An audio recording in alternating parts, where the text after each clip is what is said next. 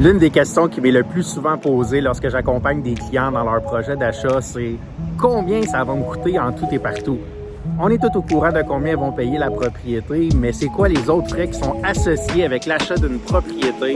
Suivez-moi à mon bureau et on va tout démêler ça ensemble.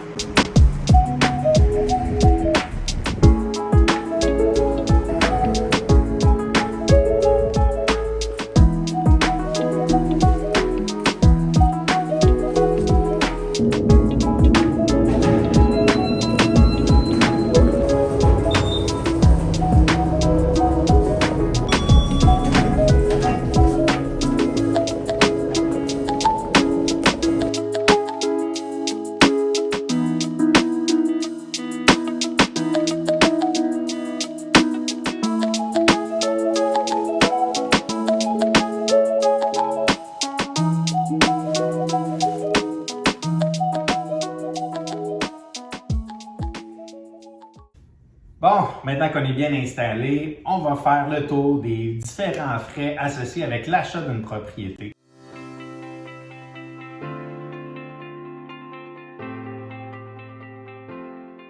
Donc, premièrement, on va parler de mise de fonds. Deuxièmement, on va parler des frais associés à l'obtention de votre hypothèque.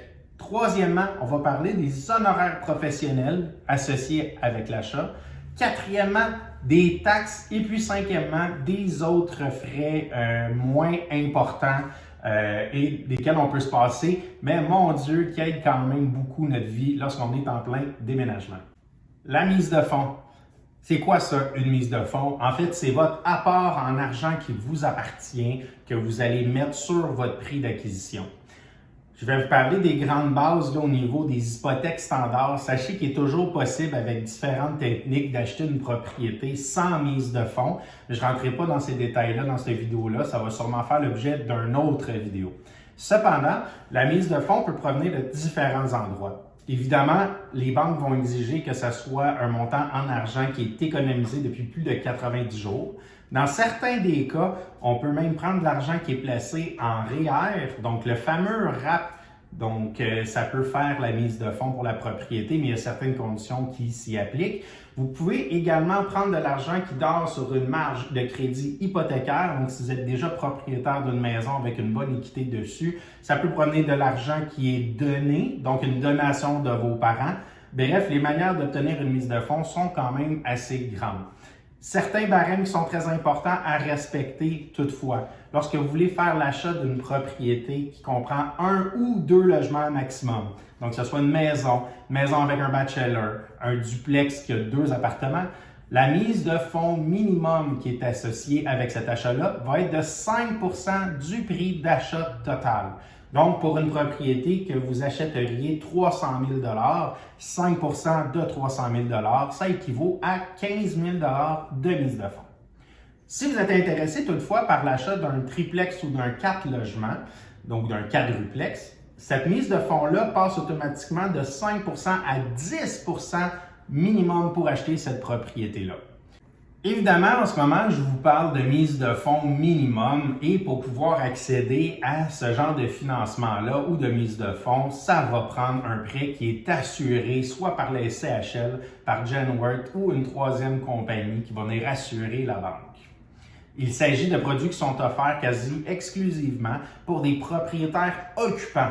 Donc, si vous voulez faire un achat type investissement, que vous n'avez jamais l'intention d'aller habiter cet immeuble-là, la mise de fonds minimum va toujours être de 20 % de mise de fonds. Avec la flambée des prix de l'immobilier depuis les dernières années, il n'est pas rare qu'un acheteur veut acheter sa première propriété avec 5 % de mise de fonds et doivent offrir un montant de plus de 500 000 $ pour pouvoir acheter cette propriété-là.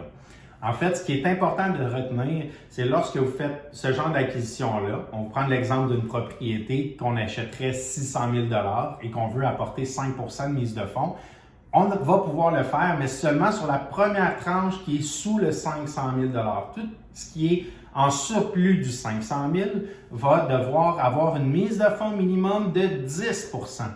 Donc, si on retourne à une propriété de 600 000, je prends le premier 500 000 à 5 % de mise de fonds, ce qui me donne une mise de fonds de 25 000 $. Je prends la tranche excédente à 500 000, donc 600 moins 500, il reste 100 000. C'est 100 000 à 10 c'est 10 000 de mise de fonds qu'il faut mettre. En additionnant les deux, la mise de fonds minimum pour une propriété unifamiliale ou de duplex de 600 000 c'est de 35 000 de mise de fonds. Si vous voulez vous acheter une propriété pour y habiter dont la valeur dépasse 1 million de dollars, eh bien, à ce moment-là, la mise de fonds, c'est automatique, c'est 20% de mise de fonds ou plus. Par rapport aux frais pour l'obtention de votre hypothèque, il n'y en a pas tant que ça. Lorsque vous allez acheter une propriété en mettant plus de 20% de mise de fonds, des fois, les institutions bancaires vont vous demander un rapport d'évaluation agréé sur la propriété. Certaines institutions bancaires vont la payer pour vous et d'autres vont vous la charger. On parle d'environ un montant là, pour une propriété standard entre 500 et 800 dollars environ, tout dépendant de son secteur, la localisation, la grandeur, l'étude de comparable. Lorsque vous faites une acquisition avec moins de 20% de mise de fonds, oui, vous passez par la SCHL, par Sagen ou par Canada Garantie, mais ce n'est pas gratuit. Il y a une prime d'assurance qui va être ajoutée à votre paiement hypothécaire ou directement à votre hypothèque, en fait, là, pour payer cette assurance-là. Elle est de combien cette prime-là? Eh bien, elle va varier tout dépendant si vous mettez entre 5 et 9,9% de mise de fonds. Elle va être un petit peu moins élevée entre 10% et 14,9% de mise de fonds et encore une petite affaire moins élevée lorsque vous allez mettre de 15 à 19,9% de mise de fonds sur la propriété. Donc, ça va vraiment aller avec le montant de la propriété que vous achetez. Prenons par exemple notre fameuse propriété qu'on achète 300 000 en mettant 5% de mise de fonds. On est capable tous de comprendre que notre hypothèque devrait être de 285 000. Mais en réalité, elle va être plus élevée, d'environ un montant de 10 000 Pourquoi? Mais ce 10 000 $-là, c'est votre prime SCHL, votre prime Sagen ou Canada Garantie, la prime d'assurance. Donc, à ce moment-là, vous n'avez pas besoin de sortir l'argent de vos poches directement chez le notaire ou au moment de la transaction, vu que c'est payé directement par votre hypothèque. Mais votre propriété que vous achetez 300 000, bien, vous allez devoir directement sortant du notaire 285 000 plus la prime de 10 000, donc 295 000 En surplus de cette prime-là, il y a également une taxe à payer, ça qui est directement sorti de vos poches et de votre mise de fonds ou rajouté à votre mise de fonds directement chez le notaire. Une taxe de 9% sur le montant de la prime de l'assurance. Donc ça, si on revient à notre exemple, vous avez un montant de 10 000 de prime d'assurance qui est rajouté sur votre hypothèque. On prend 9% de 10 000 ça nous donne un montant de 900 supplémentaires à mettre lors de votre rendez-vous notarié. En parlant d'hypothèque, les institutions bancaires vont vous proposer une assurance vie hypothécaire, donc reliée avec votre propriété. Si jamais vous décédez, cette assurance-là va venir payer l'entièreté de l'hypothèque restante à votre institution bancaire afin de laisser la propriété libre de charge à votre succession dans le but là, un petit peu de faciliter, dans le fond, ce moment difficile-là que votre famille va passer. Vous n'êtes pas obligé de prendre celle de la banque. C'est toutefois beaucoup plus simple de prendre celle de la banque parce que, dans le fond, c'est relié directement à votre paiement d'hypothèque et les primes vont varier tout dépendant de votre profil de santé ou profil de personne. Mais sachez également que n'importe quelle compagnie d'assurance externe va pouvoir vous assurer avec ce même genre de produit-là et que très souvent, c'est peut-être moins onéreux que celle qui est offerte directement par votre institution bancaire. Donc, comparez et prenez le meilleur produit pour vous si jamais vous décidez d'embarquer là-dedans parce que ce n'est pas quelque chose qui est obligatoire, mais pas du tout. Les honoraires professionnels dans le cadre de l'achat d'une propriété, il y en a quelques-unes. On a déjà parlé de l'évaluation agréée, de cas par cas, c'est pas automatique. On a également les frais de l'inspection en bâtiment qui est ultra recommandé de faire, peu importe que ce soit une maison qui est vieille, une maison neuve. L'inspection en bâtiment, c'est primordial dans vos transactions immobilières. Comptez entre 500 et 900 $ pour une inspection en bâtiment Les frais vont varier tout dépendant du secteur, de la grandeur de propriété, du type de propriété, de l'inspecteur en lui-même. Donc, également, appeler les différents inspecteurs. J'ai d'ailleurs fait une vidéo sur le processus de l'inspection en bâtiment dans le cadre des transactions immobilières. Allez l'écouter, c'est super intéressant. Les honoraires professionnels de votre notaire. Une des personnes les plus importantes de la transaction parce que c'est elle qui va venir faire la dernière conformité légale de la transaction et beaucoup de choses. Des gens qui travaillent dans l'ombre souvent avec une énorme charge de travail qu'on ne connaît même pas nous en tant que consommateurs. Donc le notaire, très important, comptez entre 1400 et 2000 dans certains cas de frais de notaire, les taxes associées à votre achat immobilier. On ne peut pas passer à côté de la taxe la plus connue, la taxe qui est quelquefois la plus grande, la taxe de bienvenue.